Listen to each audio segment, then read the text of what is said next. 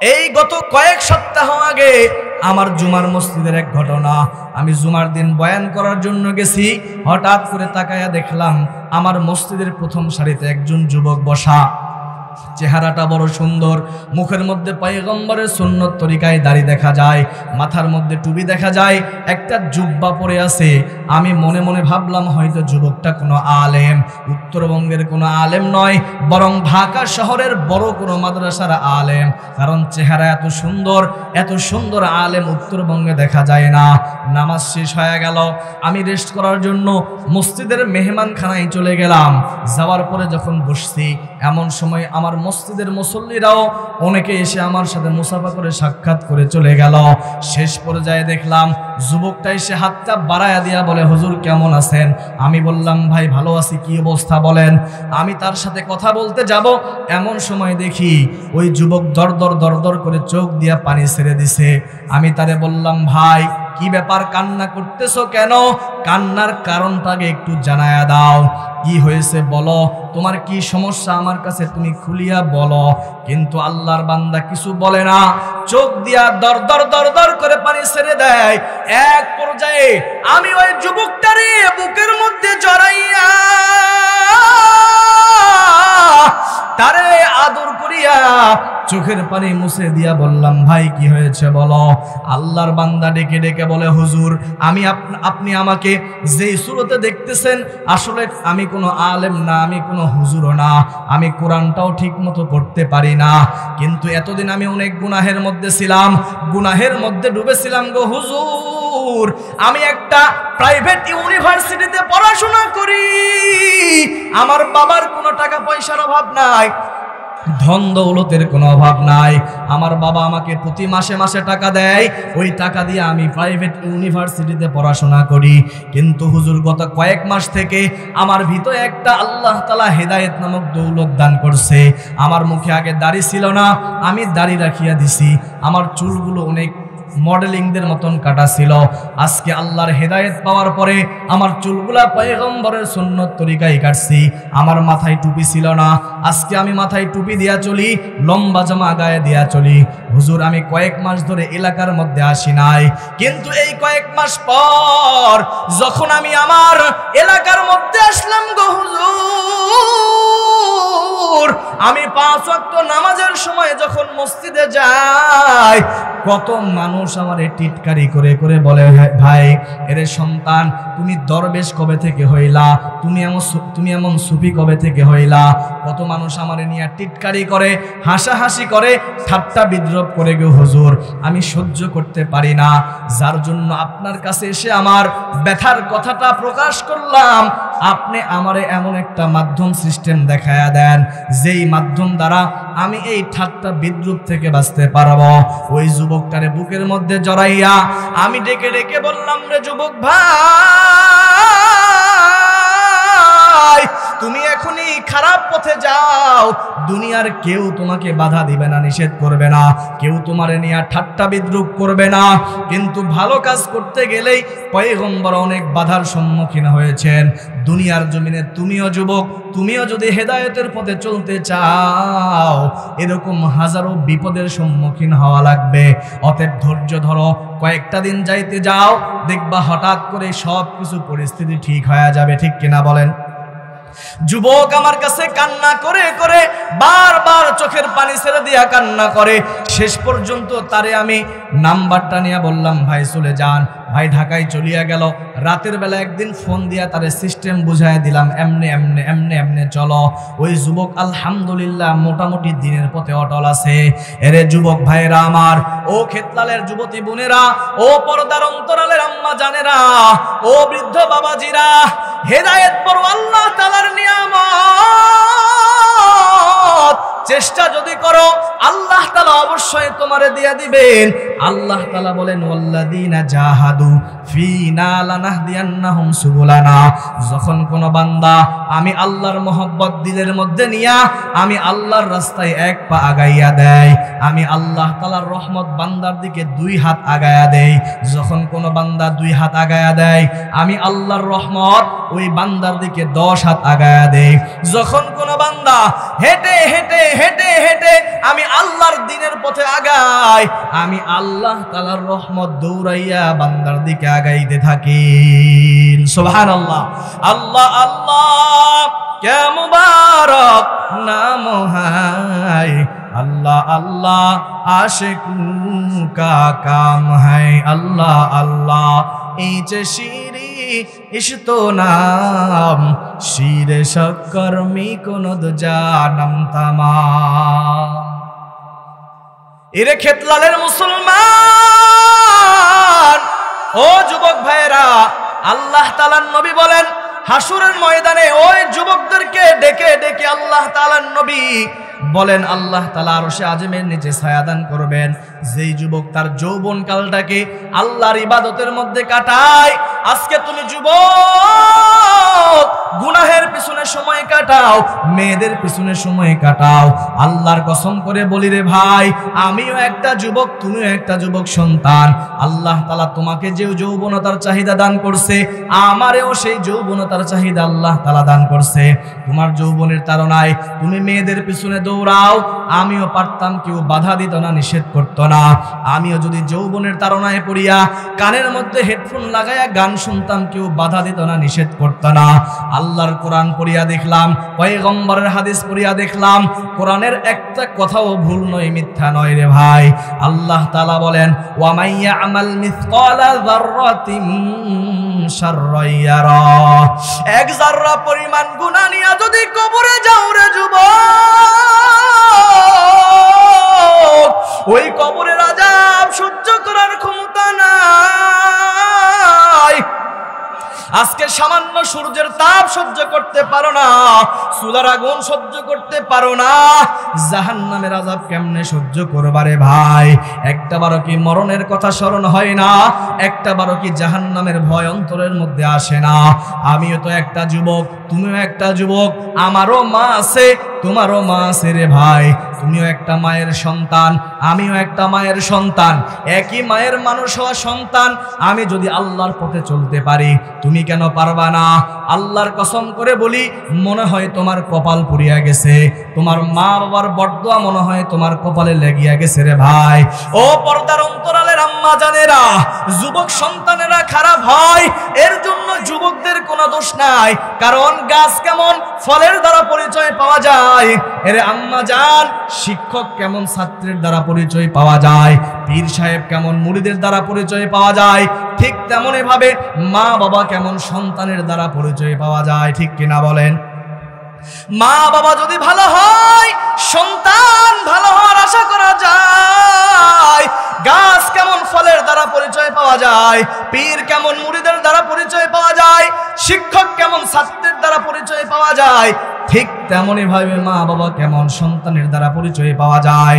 সন্তানকে ভালো বানাইতে চাইলে আগে মা বাবা ভালো হওয়া লাগবে। মা বাবা যদি ভালো না হয়, আল্লাহর কসম করে বলি, সন্তান জীবনেও ভালো হবে না, হবে না।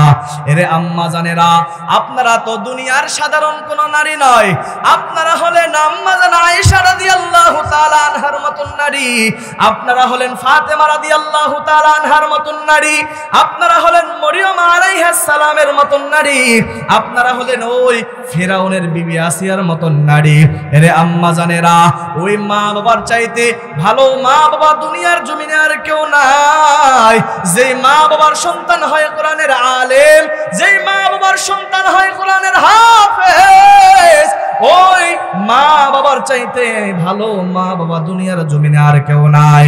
এরে আম্মা জানেরা, আপনারা দুনিয়ার সাধারণ কোনো মা নয়, আপনারা হলেন নবীদের মায়ের মতন মা, আপনারা হলেন ওলিদের মায়ের মতন মা, আপনারা হলেন পীরদের মায়ের মতন মা, আপনারা হলেন বাইজিদ বুস্তামি রহমাতুল্লাহি আলাইহির মায়ের মতন মা, আপনারা হলেন শাহজালাল রহমাতুল্লাহি আলাইহির মায়ের মতন মা, আপনারা হলেন বড় পীর আব্দুল কাদের জিলানীর মায়ের মতন মা।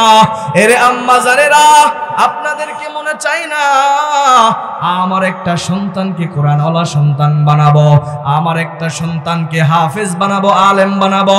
আল্লাহর কসম করে বলি, দুনিয়ার জমিনে ওই মা বাবার চাইতে ভালো মা বাবা দুনিয়াতে আর কেউ নাই। যেই মা বাবার সন্তান হয় কোরআনের আলেম, যেই মা বাবার সন্তান হয় কোরআনের হাফেজ, যেই মা বাবার সন্তানের পিছনে দাঁড়াইয়া হাজার হাজার মানুষ নামাজের জন্য মসজিদে দৌড়ায়, যেই মা বাবার সন্তানের পিছনে দাঁড়াইয়া হাজার হাজার মানুষ দোয়ার জন্য দৌড়ায়, যেই মা বাবার সন্তানের পিছনে দাঁড়াইয়া হাজার হাজার মানুষ খতমে তারাবির জন্য দৌড়ায়, আল্লাহর কসম করে বলি রে আম্মা জান, ও খেতলালের বৃদ্ধ বাবাজিরা, এরে যুবক ভাইরা, ওই মা বাবার চাইতে ভালো মা বাবা দুনিয়াতে আর কেউ নাই। এরে আম্মা জানেরা, সন্তানকে যদি ভালো বানাইতে চাও, আগে মা বাবা ভালো হওয়া লাগবে। মা বাবা ভালো যদি না হয়, দুনিয়ার জমিনে কিয়ামত পর্যন্ত সন্তান ভালো হবে না। ঠিক কিনা বলে? এ দুনিয়ার বান্দারা, তোমরা ওই দিনকে ভয় করো যেই দিন তোমরা আল্লাহ তাআলার সামনে দাঁড়াইবা, যেই দিন আল্লাহ তাআলার সামনে প্রত্যাবর্তন করবা, যেই দিন দুই ভাগে বিভক্ত করা হবে, একদল জান্নাতি হয়ে যাবে আর একদল জাহান্নামে হয়ে যাবে। এমন এক হালত তৈরি করা হবে, আল্লাহ তাআলার নবী বলেন এমন এক হালত, ইয়াউমা ইয়াফিরুল মারউ মিন আখি ওয়া উম্মিহি ওয়া আবিহি ওয়া সাহিবাতিহি ওয়া বানি। যেই দিন ভাই ভাইকে চিনবে না, বোন ভাইকে চিনবে না, সন্তান মাকে চিনবে না, মা সন্তানকে চিনবে না, পিতা ছেলেকে চিনবে না, ছেলে পিতাকে চিনবে না, স্বামী স্ত্রীকে চিনবে না, স্ত্রী স্বামীকে চিনবে না। আজকে দুনিয়ার জমিনে কত মানুষ আমার আপন, মা আমার আপন, বাবা আমার আপন, সন্তান আমার আপন, স্ত্রী সন্তান আমার আপন, শাশুড় শ্বশুরি আমার আপন, ভাই বোন আমার আপন। কিন্তু এমন এক হালাত তৈরি হয়ে যাবে, যেই দিন দুনিয়ার জমিনে সব থেকে আপন হলো মা, মায়ের চাইতে আপন দুনিয়ার জমিনে আর কেউ নাই। দেখবেন সন্তান যদি না খায়, দেখবেন দিনের বেলা হোক রাতের বেলা হোক মায়েরও খাওয়া বন্ধ হয়ে যায়। ঠিক কিনা বলেন? সন্তান যদি রাগ করে খাবার বন্ধ করে দেয়, মায়ের চোখের ঘুম হারাম হয়ে যায়। মা সারাটাক্ষণ পাগলের মতন সন্তানকে বলে, বাবা চল, মনটা খারাপ করার দরকার নাই, তুই খাবার খা, তুই যদি খাবার না খাও আমি মায়েরও খাওয়ার মতন রুচি আসে না, আমি মায়ের চোখের মধ্যে ঘুম আসে না। বলে কি বলে না? জোরে বলেন, বলে কি না? অথচ হাসরের ময়দানে এমন এক হালাত তৈরি হয়ে যাবে, যেই সময় মা সন্তানকে চিনবে না, সন্তান মাকে চিনবে না।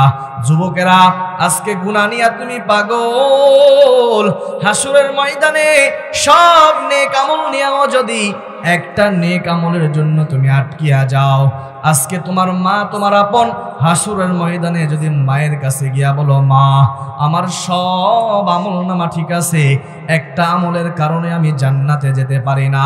ওগো মা, দুনিয়ার জমিনে তুমি আমার আপন, মা ছাড়া কেউ ছিল না গো মা। আমি সন্তান যখন অসুস্থ হয়ে যাইতাম, আমার বাবা আমার পাশে শিওরে বসতো না, আমার বিবিও মাঝে মাঝে ঘুমায়া যাইতো গো মা। কিন্তু আমি সন্তান যখন অসুস্থ হয়ে যাইতাম, গভীর রজনীতে লক্ষ্য করে দেখতাম তুমি মা আমার শিওরের পাশে বসে বসে আমি সন্তানের মাথায় হাত বোলায়া দিতা। আমি সন্তানকে কোনো খাবার খাবো নাকি জিজ্ঞাসা করতা। এরে মা, আজকে হাসরের ময়দানে একটা নেকি আমলের কারণে আমি জান্নাতে যাইতে পারি না রে মা। আজকে তুমি আমার আপন ছাড়া কেউ নাই। আমি আমার বিবির কাছে গেলাম, বিবি আমারে চিনে না, সন্তানের কাছে গেলাম, সন্তান চিনে না, বাবার কাছে গেলাম, বাবা চিনে না, ভাই বোনের কাছে গেলাম, ভাই বোন আমারে চিনে না, আমার শাশুড় শ্বশুরের কাছে গেলাম, তারাও আমারে চিনে না রে মা। আজকে শেষ ভরসা তুমি, মা ছাড়া আমার আর কেউ নাই। ওই সময় আপনার আমার মা পর্যন্ত ডেকে ডেকে বলবে, হে বান্দা, কে তুমি? তোমাকে চিনি না, চিনি না, চিনি না। দুনিয়ার জমিনে আমার তো বিবাহ হয় নাই, সন্তান কই থেকে আসবে? এমন এক ভয়াবহ হালাত, দুনিয়ার জমিনে মা ছাড়া আপন বলতে কেউ নাই। হাসরের ময়দানে ওই মা পর্যন্ত সন্তানকে চিনবে না। ওই দিন বান্দারা আপন হবে একমাত্র নেক আমল। যারা নেক আমল নিয়ে হাসরের ময়দানে যাবে, আল্লাহ তাআলার অর্ডার, আল্লাহ তাআলা ডেকে ডেকে বলবেন, এ ফেরেশতাদের দল, এই বান্দারা দুনিয়ার জমিনে গুনাহের কাজ করে নাই রে ফেরেশতা, ঠান্ডা শীতের মধ্যে 5 ওয়াক্ত ঠান্ডা পানি দ্বারা ওযু করে নামাজ পড়ছে, তারা ওই কনকনে ঠান্ডার মধ্যে তাহাজ্জুদের নামাজের মধ্যে দাঁড়াইয়া আমি আল্লাহর সন্তুষ্টি আদায়ের জন্য তাহাজ্জুদে কান্না করছে। এই বান্দাগুলাকে জাহান্নামে দেওয়া যাবে না, যাবে না। আল্লাহ তাআলা অর্ডার করবেন, এই বান্দাগুলাকে তাড়াতাড়ি জান্নাতের মধ্যে পাঠায়া দাও। এরপরে হাসরের ময়দানের এমন এক কঠিন অবস্থা শুরু হয়ে যাবে। আল্লাহ তাআলার নবী বলেন, আজকে বিজ্ঞান বলে দুনিয়ার জমিন থেকে সূর্য 9,30,00,000 মাইল দূরে।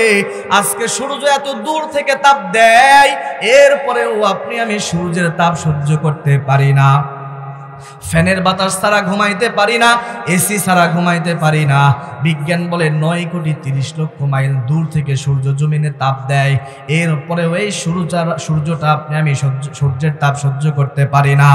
আল্লাহ তাআলার নবী বলেন, হাসরের ময়দানে এমন এক হালাত কোন বর্ণনায় পাওয়া যায় সূর্যের মুখ হলো 9টা, আবার কোন বর্ণনায় পাওয়া যায় সূর্যের মুখ হলো 12টা।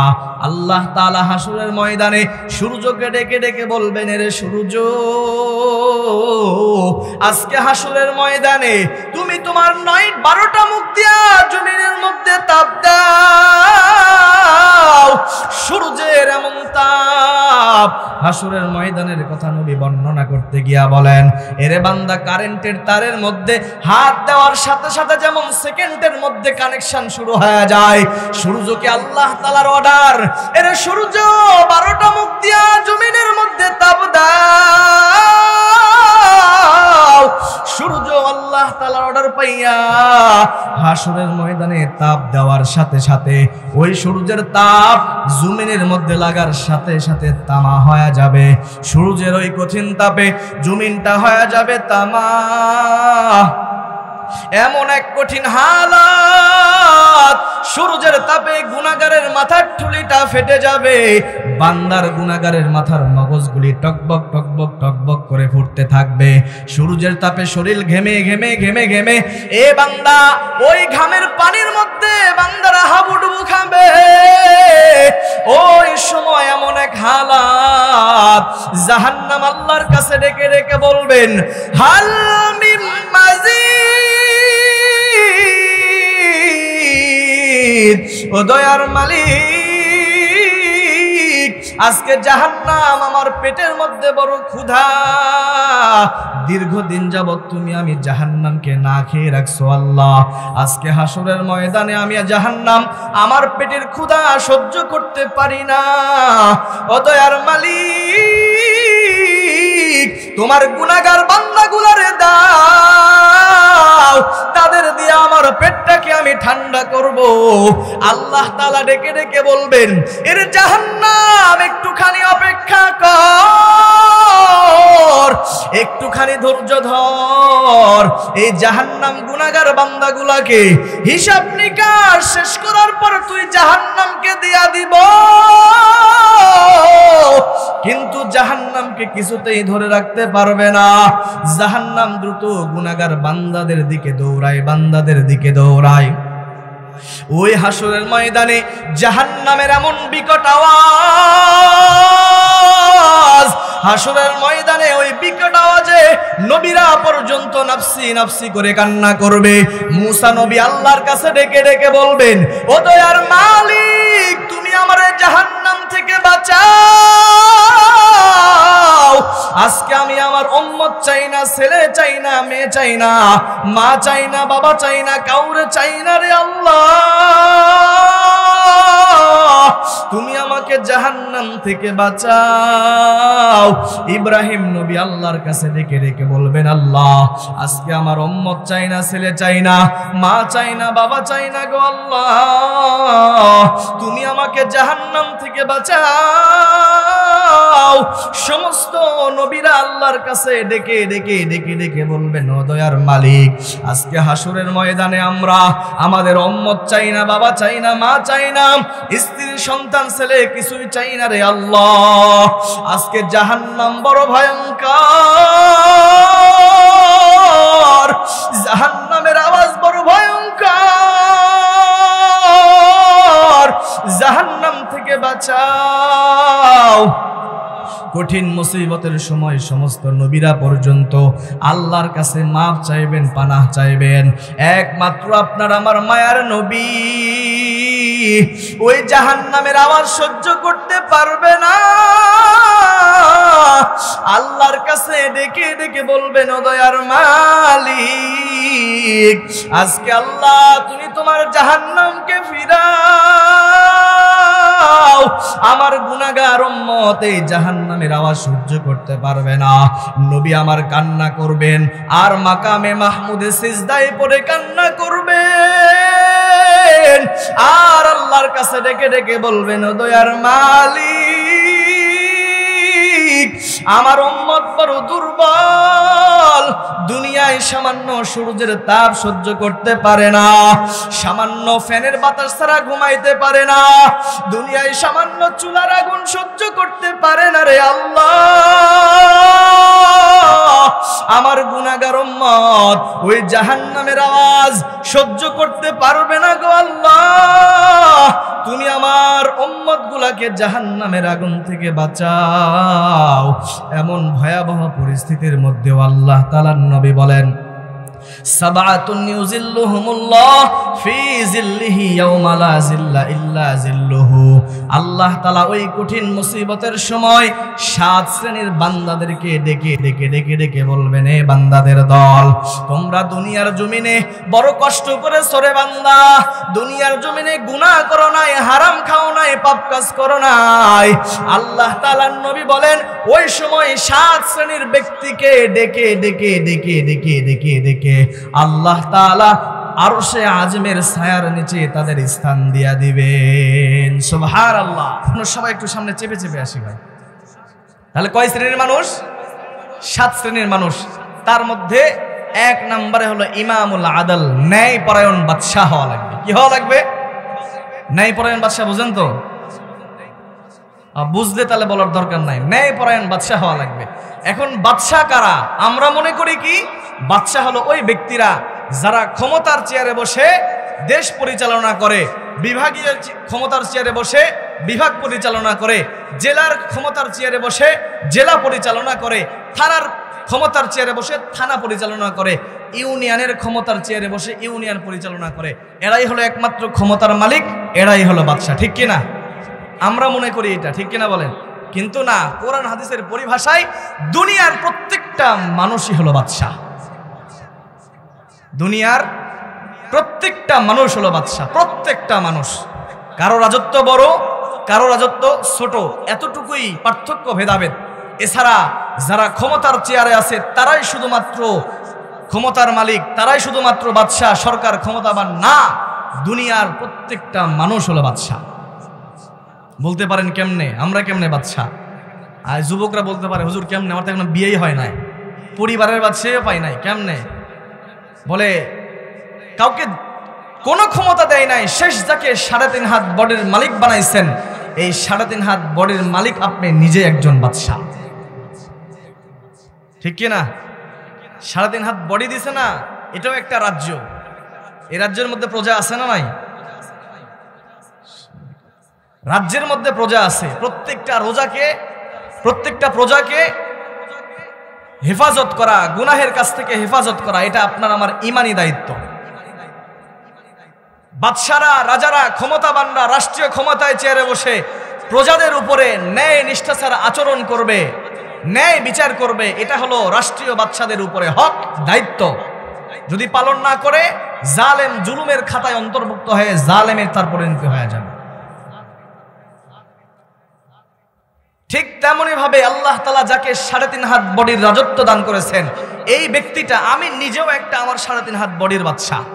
3.5 হাত বডির মধ্যে প্রজা কি কি? হাত আল্লাহ তাআলা দান করছে, হাত আমার প্রজা। জবান আল্লাহ তাআলা দান করছে, জবান আমার প্রজা। চোখ আল্লাহ তাআলা দান করছে, চোখ আমার প্রজা। পা আল্লাহ তাআলা দান করছে, পা আমার প্রজা। নফস আল্লাহ তাআলা, ব্রেন আল্লাহ তাআলা দান করছে। শরীরের প্রত্যেকটা অঙ্গ পতঙ্গ হলো আপনার আমার প্রজা, ঠিক কিনা বলেন? হাত দিয়ে গুনাহ করবেন, আল্লাহ জবানকে বন্ধ করে দিবে হাসরের ময়দানে। হাত দাঁড়ায় যাবে, আল্লাহ হাত দিয়েছো মানুষের উপকার করার জন্য, মা বাবার খেদমত করার জন্য, কোরআন ধরে ধরে তোমার কোরআন পড়বে এই জন্য, কিন্তু না, এই হাত দিয়া কি করছে? ক্ষমতার চেয়ারে বসছে, চেয়ারম্যান হয়েছে, জনগণের মাল মাইরা খাইছে। কেমনে? বলে ব্যাংকের চেকে টাকা আসছে, এই হাত দিয়ে কই জনগণের জন্য এটা ব্যয় করে দেবে, তা না, এই কলম দিয়ে এই হাত দিয়ে সই করে নিজের অ্যাকাউন্টে নিয়ে আনিছে। হাত সাক্ষী দিবে, জাহান্নামী হয়ে যাবে। এখন বলতে পারেন চেয়ারম্যান যাবে আগে, মেম্বার যাবে আগে, কেন? বলে করোনার সময় ত্রাণ মেরে খাইছে, ইউনিয়নের মধ্যে যখন কোনো অনুদান আসে এগুলো মেরে খাইছে, যার কারণে এরা হলো জালেম হবে, এরা হলো গুনাহগার হবে, হাত দিয়ে খারাপ কাজ করছে, এই জন্য জাহান্নামী হবে। আচ্ছা বুঝলাম, চেয়ারম্যান এইটা করছে, আপনি করেন না? এই যুবক ভাইরা কথা বলেন, করেন কি না? এই যে গজবের একখান আছে, সারাটা রাত পর্যন্ত এই শোয়ার পর থেকে শুরু 3টা পর্যন্ত টানতেছে টানতেছে, কি করতেছে আল্লাহ ভালো জানে, ঠিক না? ঠিক। এরপরে আরেকজনের মেয়েটাকে সারাদিন 2 বুড়া আঙুল দিয়ে টিপতে আছে, কি লেখে আল্লাহ ভালো জানে। আছে না নাই?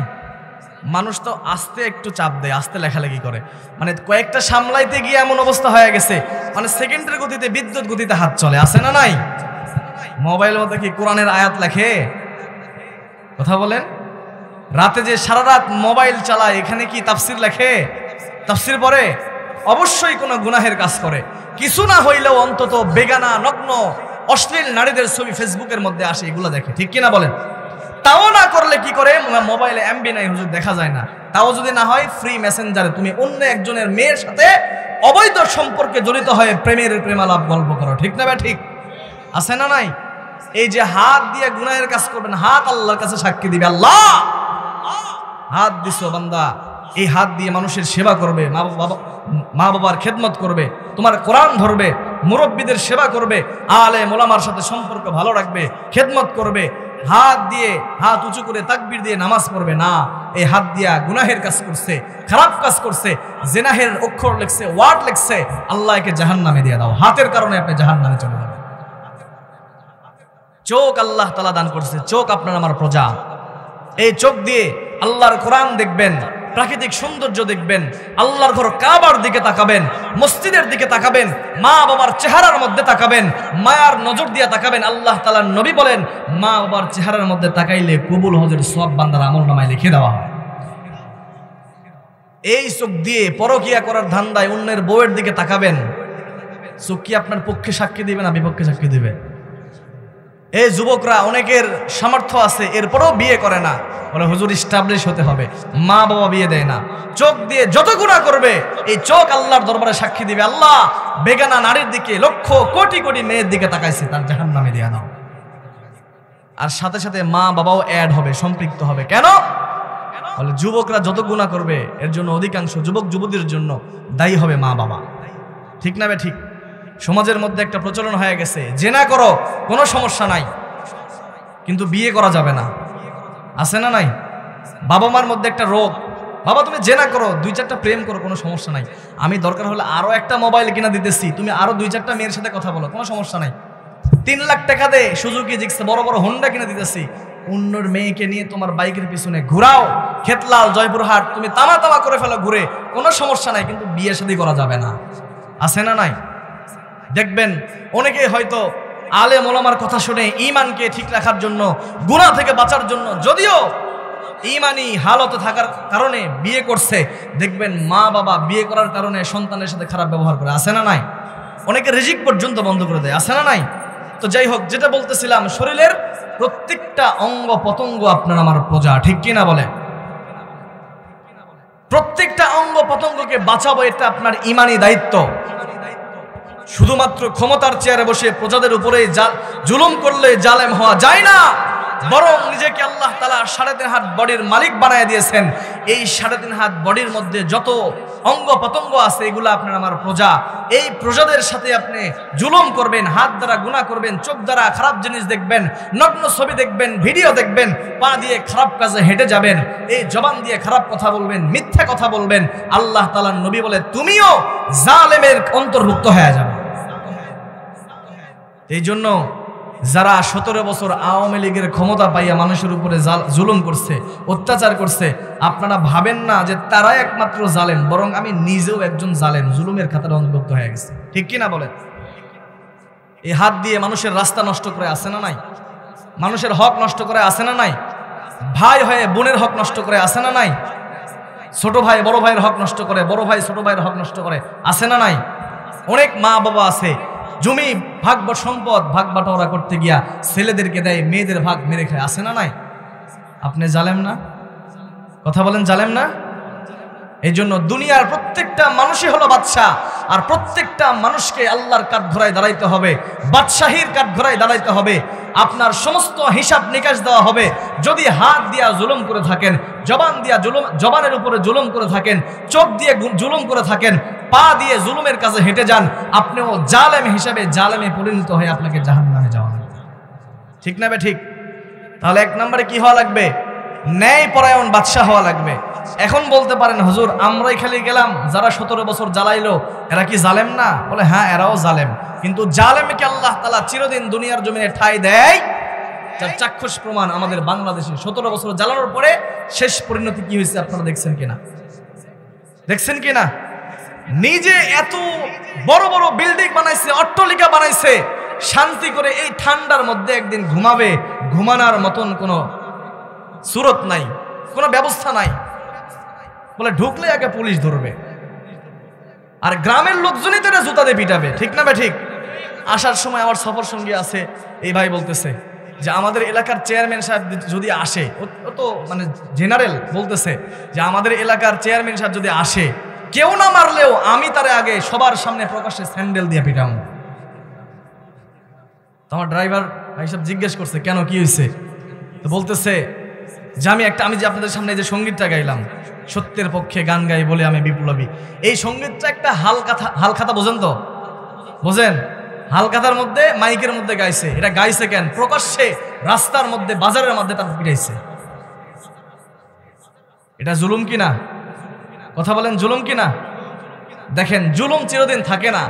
একটা সাধারণ মানুষও বলতেছে যে ও যদি আমাদের এলাকায় ঢোকে, সবার আগে বাজারের সামনে আমি ওরে পিটাবো। ঠিক না বে ঠিক? এই জন্য কারোর প্রতি জুলুম করা যাবে না, ন্যায় পরায়ণ বাদশা হওয়া লাগবে। এই জন্য সাবধান, যারা ক্ষমতা থেকে চলে গেছে আরেক দল আসার চেষ্টা করতেছে, কিংবা কেউ না কেউ অবশ্যই আসবে, আলহামদুলিল্লাহ, দোয়া করি আসুক, কিন্তু 17 বছর যে পরিমাণ মানুষের উপরে জুলুম করছে, অত্যাচার করছে, এই সাহস যেন তোমরা কখনো করার চেষ্টা করো না। ঠিক কিনা বে ঠিক? দেখা যাইতেছে মাহফিলের প্যান্ডেলে বিভিন্ন জায়গার মধ্যে এইসব কথা বলার কারণে বক্তার উপরে বিভিন্ন চড়াও হইতেছে, মাহফিল ভেঙে দিচ্ছে, বন্ধ করে দিচ্ছে। আবার আমাদের সিলেটের জমিনে ভালো একজন, অনেক বড় একজন আলোচক মাওলানা শোয়েব আহমদ আশরাফি দামাত বরকাতুহুম, অনেক ভালো একজন আলোচক, তার মাদ্রাসায় মাটি দিবে, মেসি গাড়িতে করে মাটি নিয়ে যাইতেছে, সেখানে গিয়েও দেখা যাইতেছে একদলের ক্ষমতাবান চাঁদা দাবি করছে, চাঁদা না দিলে তোমার মাটি তোমার মাদ্রাসায় যাবে না, গাড়ি বন্ধ করে দিচ্ছে। আছে না নাই? আমরা স্পষ্ট ভাষায় বলতে চাই, 5 আগস্টের মধ্যে যে আন্দোলন হয়েছে, এই আন্দোলনের মধ্যে কোনো দলীয় ক্ষমতার লোকজনকে দেখি নাই। একমাত্র বাংলাদেশের ওলামায়ে কেরামের নেতৃত্বে বৈষম্য বিরোধী ছাত্র আন্দোলনের ছাত্ররা ওলামায়ে কেরামের উপরে হাতে হাত রেখে তাদের উপরে ভরসা করে জালেমকে গদি থেকে নামাইতে তারা সফলতা অর্জন করেছে। আল্লাহর কসম করে বলি, তোমরা দ্বিতীয়বার ক্ষমতায় আসার চেষ্টা করতেছো, আসো, আমরা ক্ষমতায় যেতে চাই না, তোমাদের ক্ষমতা নিতে চাই না, কিন্তু গত 17 বছর যে জ্বালান জ্বালাইছে, এই জ্বালা যদি তোমরাও মুসলমানদের উপরে, বাংলাদেশের জনগণের উপরে দিতে চাও, তারা তো বাংলাদেশ থেকে পালানোর মতন সুযোগ পাইছে, বাংলাদেশে দাঁড়িয়ে থাকার সুযোগ তোমাদেরকে দেওয়া হবে না। ঠিক কিনা বলেন? এই জন্য সাবধান, ওলামায়ে কেরামের সাথে লাগতে আসিও না, ইসলামের সাথে কথা বলিও না। তুমি ক্ষমতার চেয়ারে বসো, আমাদের কোনো বাধা নাই, বিপত্তি নাই, কিন্তু ন্যায় নিষ্ঠার সাথে মুসলমানদের উপরে, মানুষের উপরে ন্যায় বিচার করো, জুলুমের কাছেও যেও না, ঠিক কিনা বলেন? আল্লাহ পাক রব্বুল আলামিন বাংলাদেশের জন্য ওমর রাদিয়াল্লাহু তাআলা আনহুর মতন একজন রাষ্ট্রনায়কের ব্যবস্থা করে দেখ, জোরে বলি আমিন। তাহলে কয় শ্রেণীর মানুষ মনে আছে তো? তার মধ্যে কয় নাম্বার গেল? এক নাম্বারে হলো ন্যায় পরায়ণ বাদশাহ, আল্লাহ তাআলার নবী বলেন ইমামুল আদল। 2 নম্বরে বলেন ওয়াশাবুন নাশাআ বিইবাদাতিল্লাহ। আল্লাহ তাআলার নবী বলেন ওই যুবক, যেই যুবক তার যৌবনকালকে আল্লাহ তাআলার ইবাদতের মধ্যে কাটায়া দেয়।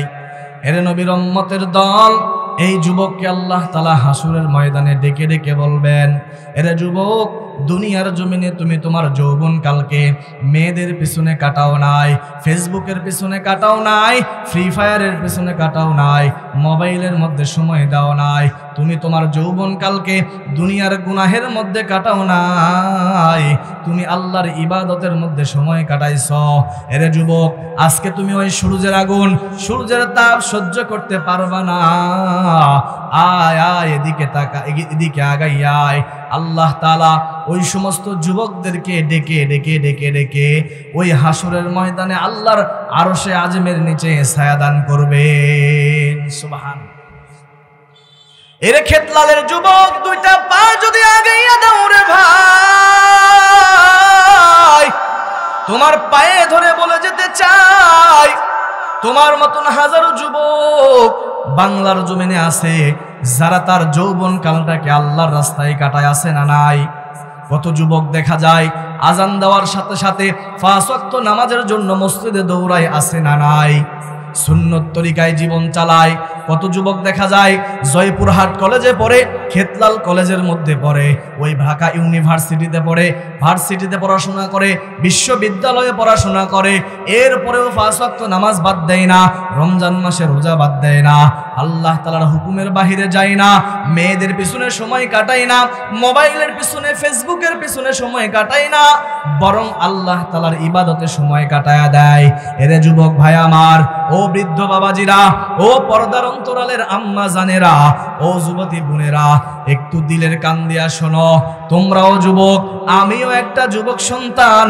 আল্লাহ তাআলা তোমার যেই যৌবনতার চাহিদা দান করছে, আমারেও আল্লাহ তাআলা ওই যৌবনতার চাহিদা দান করছে।